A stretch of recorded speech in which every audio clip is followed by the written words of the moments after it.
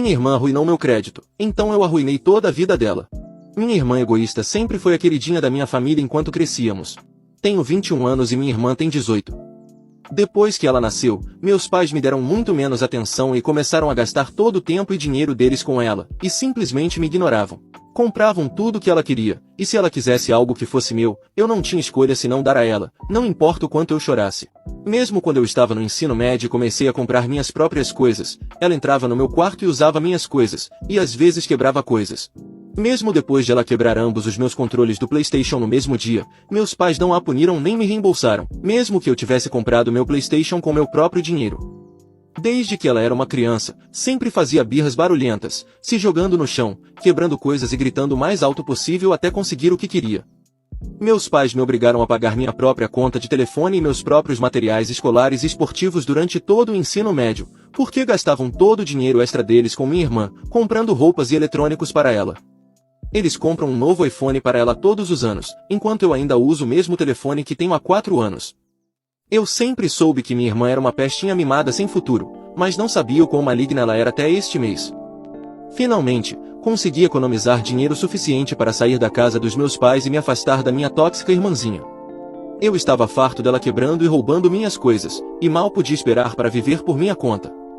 De qualquer forma, comecei a procurar apartamentos, e foi durante esse processo que descobri que minha pontuação de crédito estava nos anos 200, apesar de nunca ter aberto uma linha de crédito em toda a minha vida. Se você não sabe nada sobre pontuações de crédito, isso é terrível, o que significava que eu não conseguiria me mudar tão cedo. Fui ao banco e descobri que minha irmãzinha tinha aberto vários cartões de crédito em meu nome, excedendo o limite de todos eles e escondendo todas as faturas de crédito que chegavam pelo correio para mim. Nunca fiquei tão incrivelmente irritado em toda a minha vida. Voltei para casa e mostrei aos meus pais provas do que ela havia feito, mas nem fiquei surpreso quando eles a defenderam e disseram que ela era apenas uma criança e provavelmente não entendia o que estava fazendo. Tive o suficiente deles e confrontei minha irmã. Chamei-a de inútil e egoísta, e disse a ela que ia pagar por tudo isso. Disse a ela que agora era uma adulta legal e que ia processá-la. Minha irmã achou que eu estava blefando, riu na minha cara e disse que meu dinheiro era o dinheiro dela porque éramos família, e é para isso que a família serve. Saí de casa por alguns dias, fiquei na casa de um amigo, conversei com um advogado e mandei entregar a minha irmã com papéis judiciais. Desliguei meu telefone quando meus pais começaram a ligar sem parar. Depois que minha irmã foi notificada, voltei para casa para pegar mais coisas, e ela estava vermelha de raiva, chorando e me implorando para desistir do processo contra ela. Jogou-se no chão e tudo mais, apesar de ser literalmente uma adulta legal. Ela estava chutando minha porta enquanto eu empacotava e gritando comigo que eu não podia fazer isso com ela e que ela não merecia isso. Disse que ela seria arruinada antes mesmo de se formar no ensino médio. Nesse momento, ri na cara dela. Meus pais também imploraram para que eu não a processasse novamente. Disseram que ela era apenas uma criança. Eu disse a eles que não tinham se importado comigo em nada quando eu era apenas uma criança. Então, por que diabos eu deveria me importar com minha irmã? Estou processando ela por cada centavo que ela roubou de mim, e então, nunca mais vou falar com minha família até o dia em que eu morrer.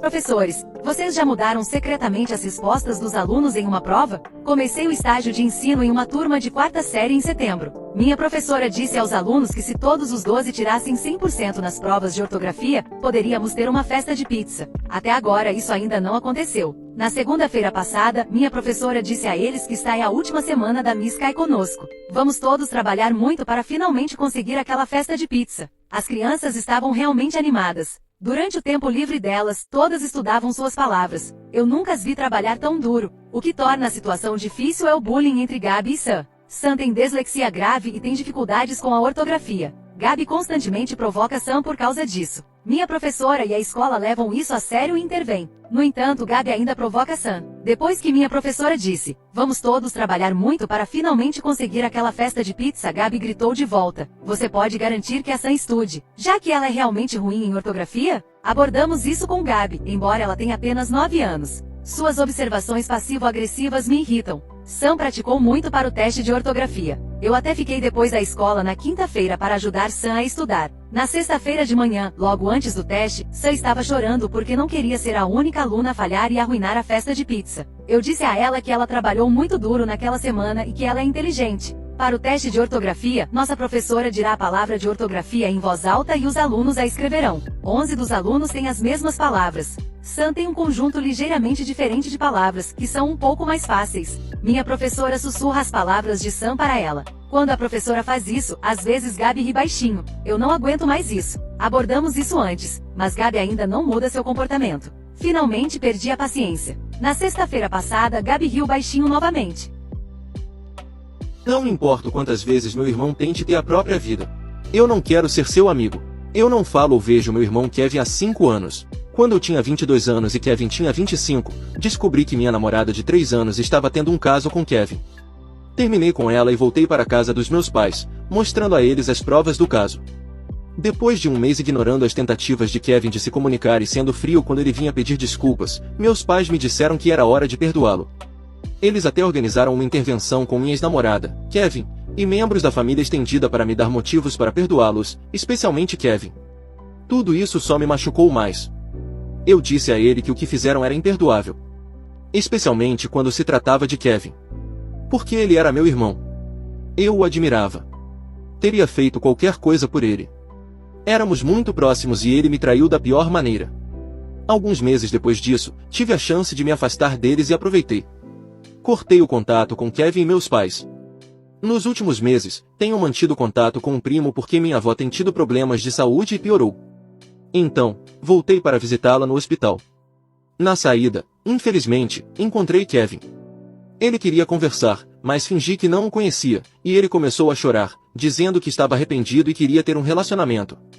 Eu disse a ele que ele devia estar me confundindo com outra pessoa e saí. Meu primo então me ligou mais tarde, dizendo que Kevin teve um colapso mental muito grave por causa do que aconteceu. Aparentemente, desde que cortei o contato com ele, sua saúde mental piorou muito. Em seguida, meus pais me ligaram e imploraram para eu ver Kevin, dizendo que estar lá para ele lhe traria paz de espírito. Pressionaram meu primo para conseguir meu número.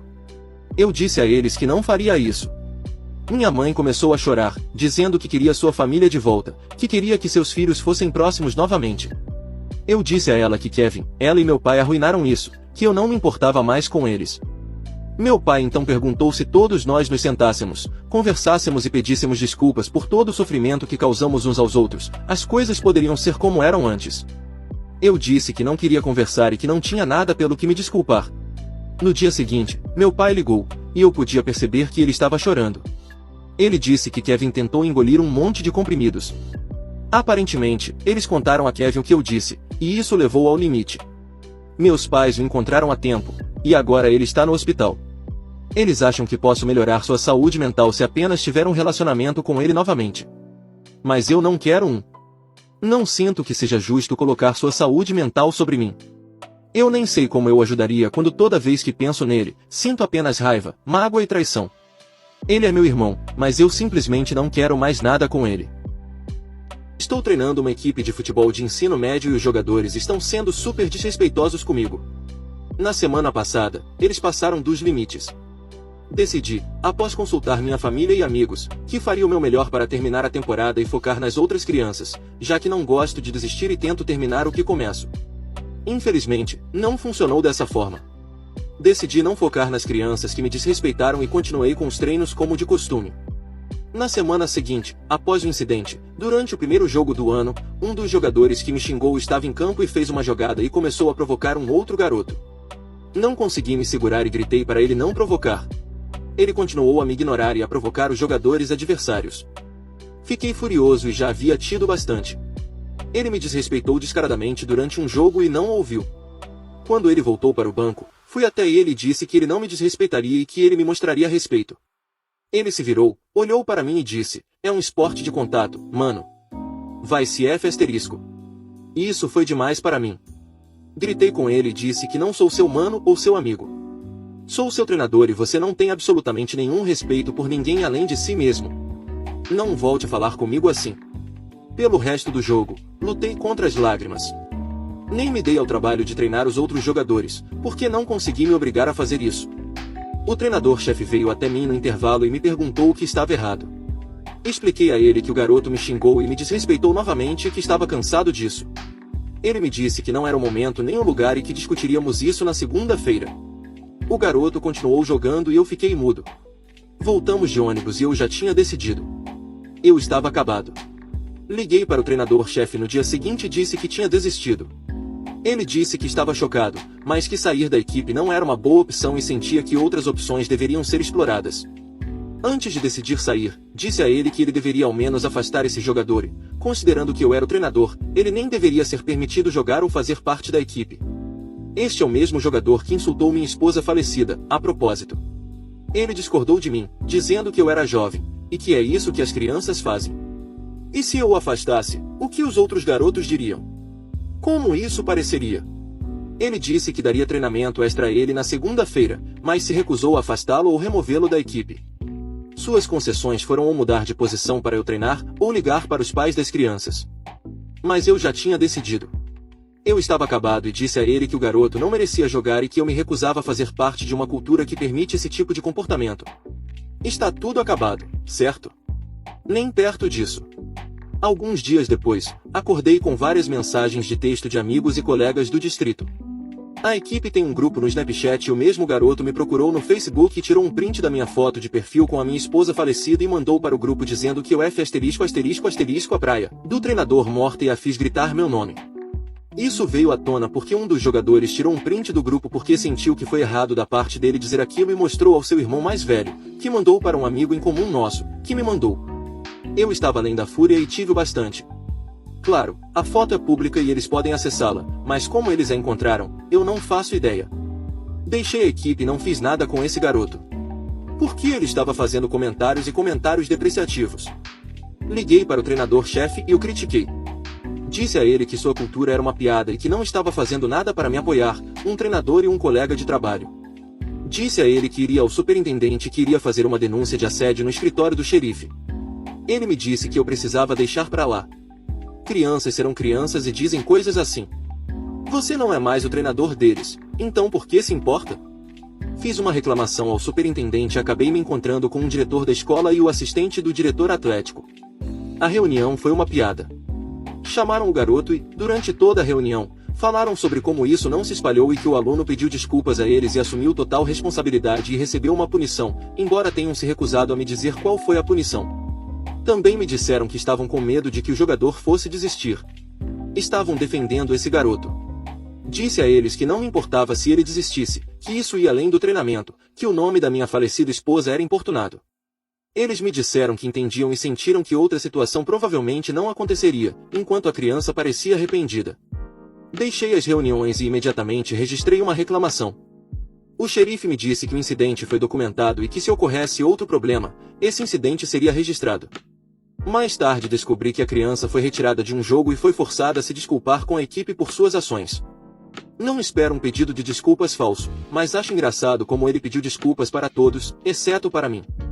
A criança não estava arrependida. Ele estava arrependido de ter sido pego. Eles também começaram a importunar a criança, que capturou os diálogos em tela e mostrou para seu irmão, chamando de delator e dedo duro.